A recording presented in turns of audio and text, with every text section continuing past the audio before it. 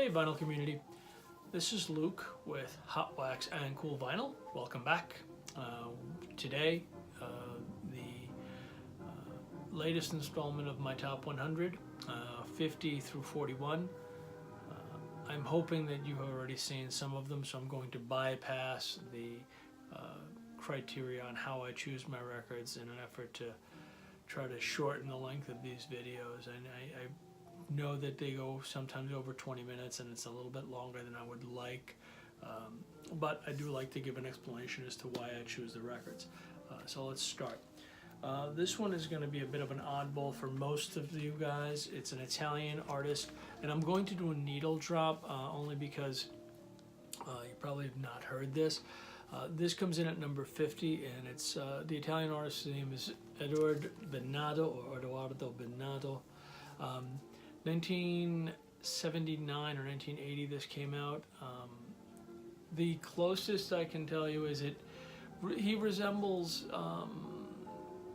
Neil Young somewhat, you know, in his voice, and he plays the harp and does a little bit with the kazoo. Great record, summer of '81. I had just graduated high school, and I decided to spend some time in Europe. And this was top of the charts, and it was just really catchy, and I just really started enjoying it, and then subsequently bought a great deal of his catalog that I still have to this day on vinyl. Wonderful record. If you ever get a chance to find one here stateside or inexpensively, I would, you know, and if you kind of like Neil Young or that type of music, you might want to just grab it and throw it on, or just YouTube them and see what you think. It's basically a political messaging done through, in this particular case, the Peter Pan movie. He basically takes shots at the socialist government of the time in Italy through song. It's pretty interesting, and he's very talented.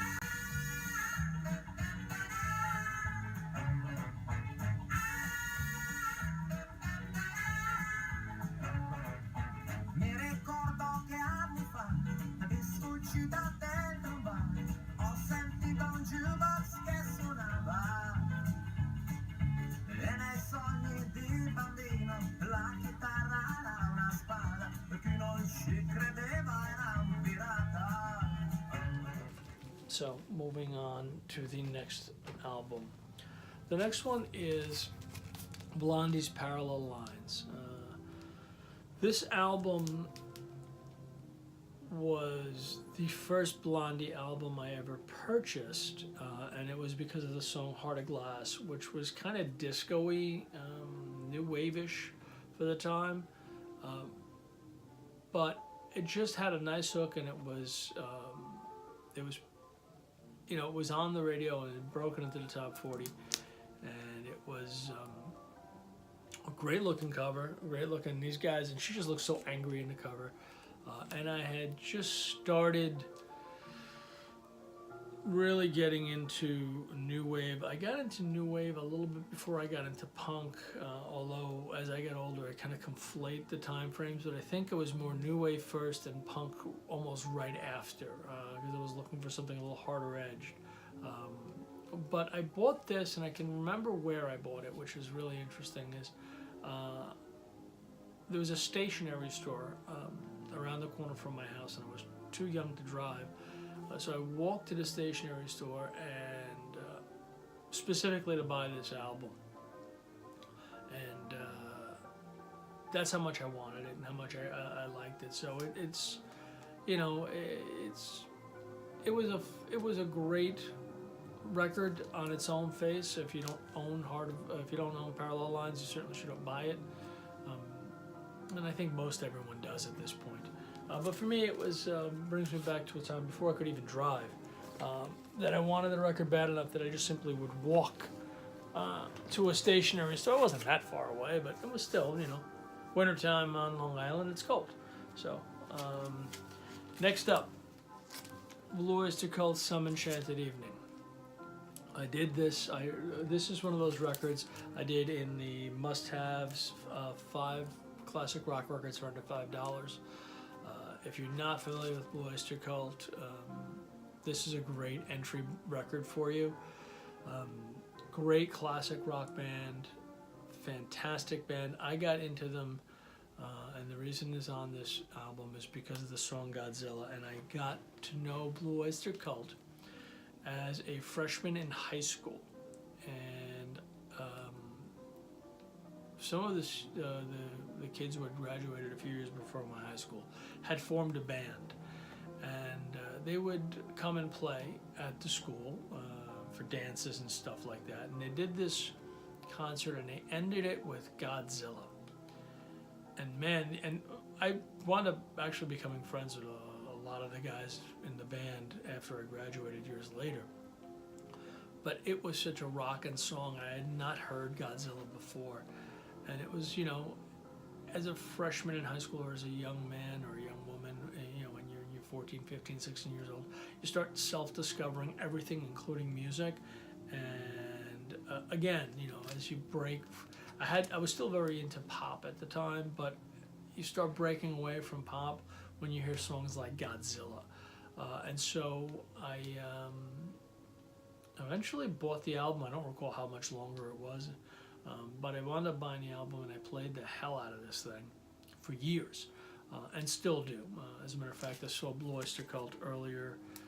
My wife bought me tickets for my birthday, and we wound up seeing these guys in January here locally, and man, these guys still really bring it. So great album, great memories, brings me back to high school.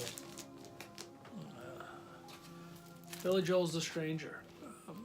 This comes in at number 47. He's a great artist. This is a great record. It's just, you know, it's basically the one that really put him on the map and into superstardom. And it's on here for several reasons.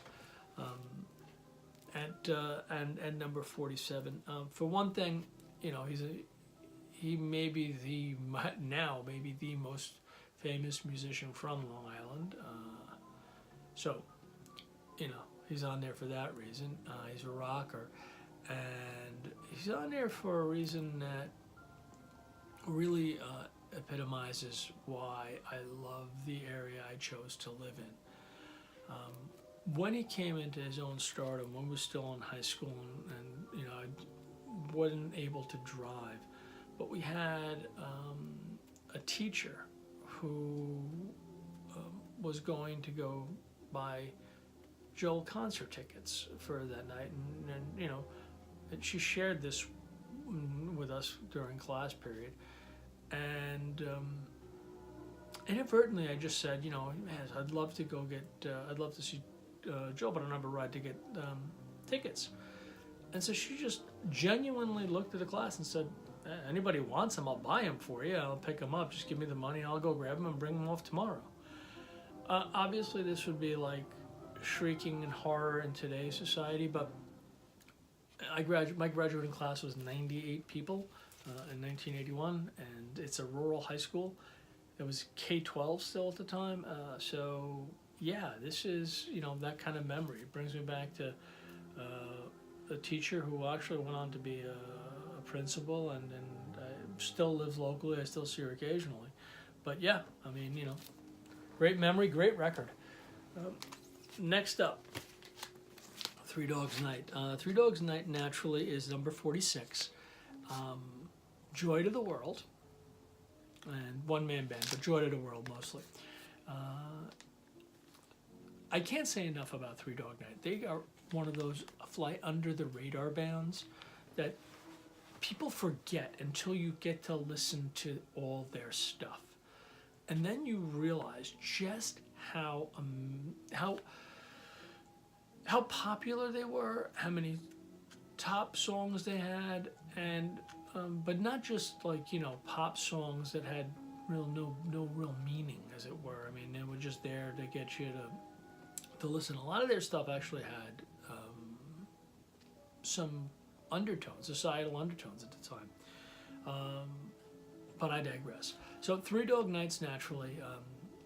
In early 1970s, I was a kid living in Queens, and both my folks worked, so my brother and I had to have a babysitter on weekends, or a babysitter.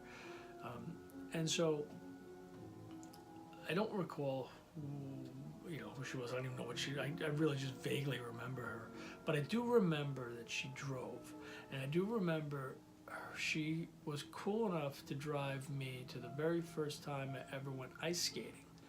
And I remember that because on the way there, I heard Joy to the World on the radio. And it was just a great, catchy song, and I liked it a lot. And it was just very popular, and it was just, first time I'd heard it on the way to first ice skating lesson. I was a big New York Rangers fan, still am, and it was just, in my mind, I was going to play goalie for the Rangers just as soon as I learned how to ice skate. Didn't take into account the fact that I had no skill whatsoever. And also, I can't ice skate. But this song brings back some pretty cool memories. This album, I should say. Next one, Talking Heads. Great record.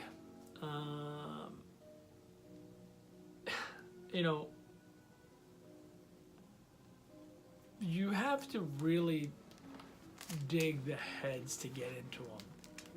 And I had no idea who they were. I'd never heard of them. But this one comes in at number 45. And the reason it comes in at 45 is a particular weekend. And for those of you who may not be quite as old as I am, Saturday Night Live, it debuted, and in its heyday, let's say its early days, was so popular that a lot of bands wanted to play. I mean, they were literally, the Stones were on there. I mean, it's like, it was the place. If you had an album you wanted to sell or you wanted to become recognized, you went on SNL. So I went to Vermont for a weekend, and with a family friend. And it was one of those weekends, typical Vermont weekend in wintertime. It must have been 18,000 feet of snow outside. And the fire was roaring inside, and basically they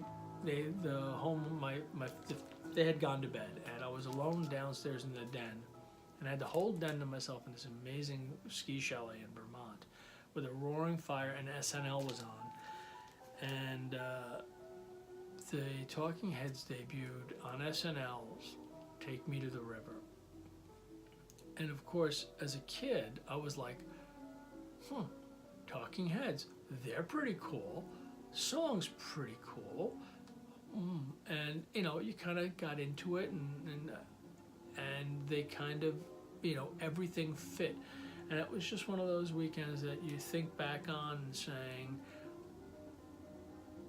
one of those really comfortable memories that you have, of that, just a snapshot in time where you're like, wow, yeah, that was just really a super comfortable, mellow, relaxing weekend.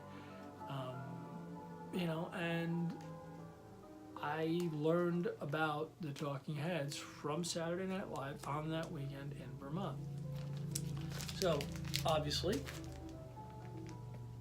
comes on at what number are we at? 45.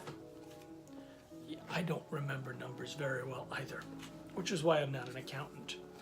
Okay, number 44. Cars' debut album. Again, one of those bands where the sound was so different to everything else that was out during the time. It was a height of the disco era, so you were either pop or disco, And everyone was, and I was more pop than disco, but the Cars come out in a completely different sound, and what sold me on them was my best friend's girl, but also they came out in the summer I spent, I guess it was the very, I was 16, I think so, 15. Didn't have my license, but I was out on the West Coast. I was in California, and this song came on, this album was released, and I was spending time with at my uncle and my aunt's house on the West Coast, and I made sure that I was going to bring a couple of records because I hadn't seen them in years, and I wasn't sure, really what to expect. So I made sure I brought some records. I played the hell out of this song and this record for about a week while I was there. And then I got into, realizing I was in California, I was in Los Angeles, and look, beaches. So, I didn't play it for the rest of the summer, but it's on here, and as high as it is, besides the fact it's a fantastic record, and I think everyone has to own this record. I think I included it in my must-have debut albums for under $10, and you can pick this thing up at just about any thrift store for like $1 or $2. It's not very expensive at all. So this is number 44. Number 43, the Beatles' Rarities. I have all the Beatles albums. I have a pretty great collection, a pretty large collection of Beatles albums, but I bought them because they're the Beatles. This is one of the few that actually has an emotional memory tied to it, and that was when this came out. It came out in 1980, and I got my license in April of 1980, and one of the very first trips I took with my new license, I took my friends to the Smith Haven Mall, and we went specifically to go to the record store that was at the mall, and I bought this album. And I bought it because of the rare photos, including the butcher cover, because we didn't have the Googles or the interwebs then. We had a radio and newspapers and Hit Parade magazine. So the mythical Butcher Boy cover at the time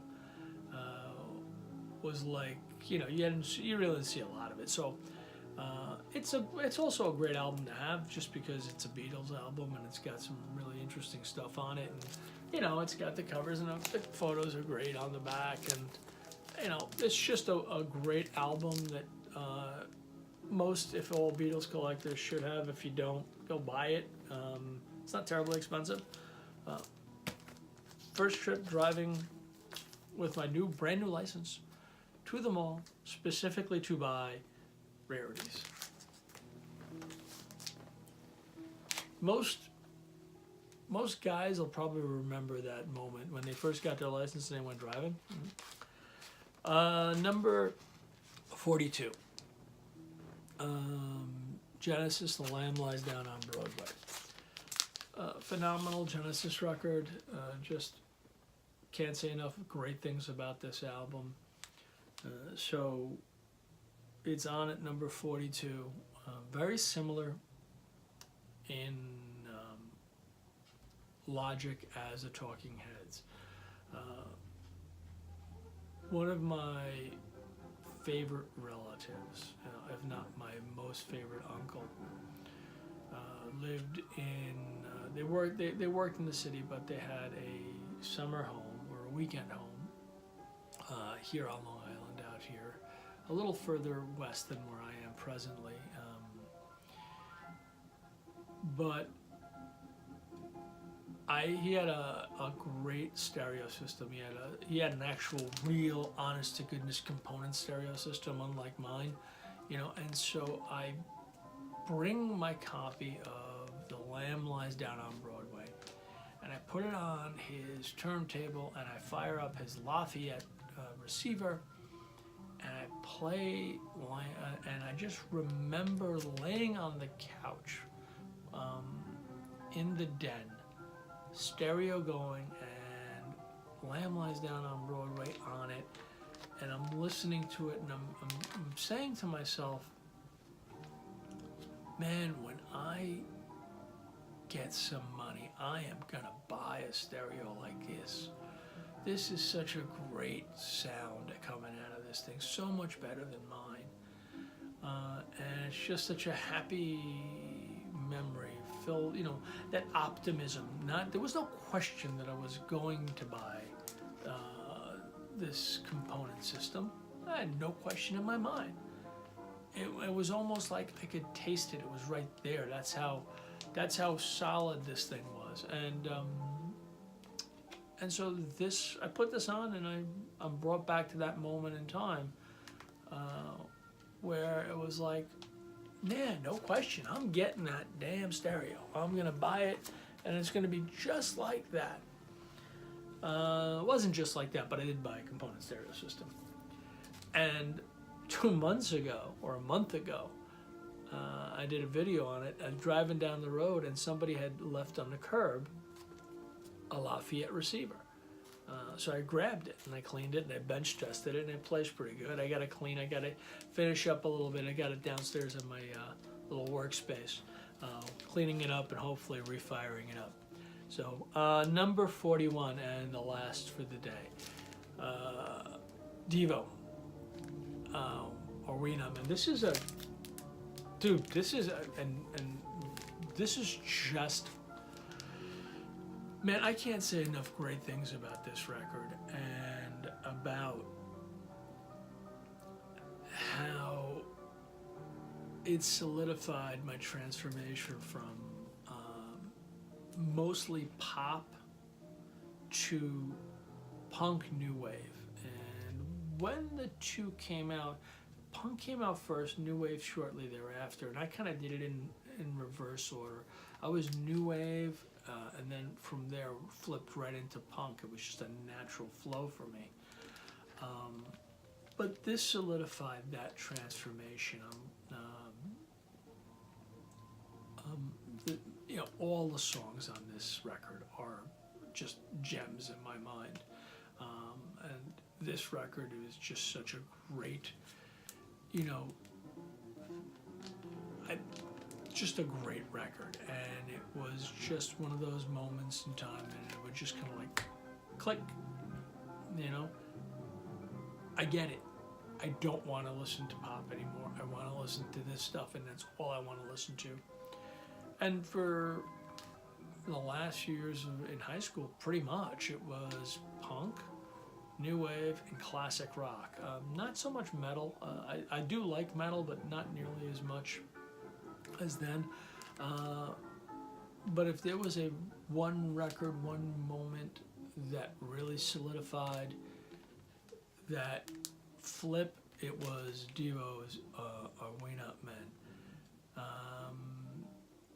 Great record, and this one happens to be a German pressing with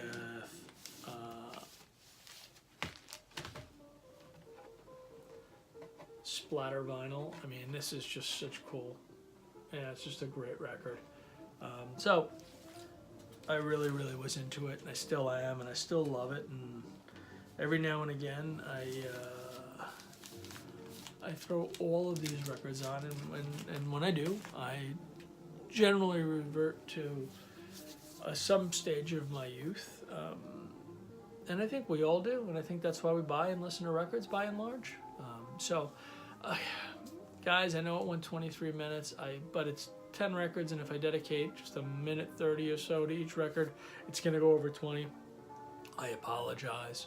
I'm going to do a couple of more videos today. I wanted to do one, Ron Haggerty's 500 subs contest. He wants 5 for 5. I'm going to do one of those. And Back to the Vinyls 250 subs contest. I want to enter those two today. So hopefully I'll have like 3 videos up this week. Until then, it's Sunday, so have a wonderful, wonderful week. I hope you enjoy it. As always, please subscribe if you like the channel. And by all means, please leave me comments. The comments really are awesome for me, because it gives that interaction that I so desire with the vinyl community, and what keeps me coming back to watch your videos and make these. Okay, have a wonderful week, everyone. Hopefully we'll get some warm weather out here on the east end of Long Island and be able to get some look for some records. We haven't had much of that yet. We're still midwinter form, as it were. All right, guys, have a great week. Speak to you soon. Cheers.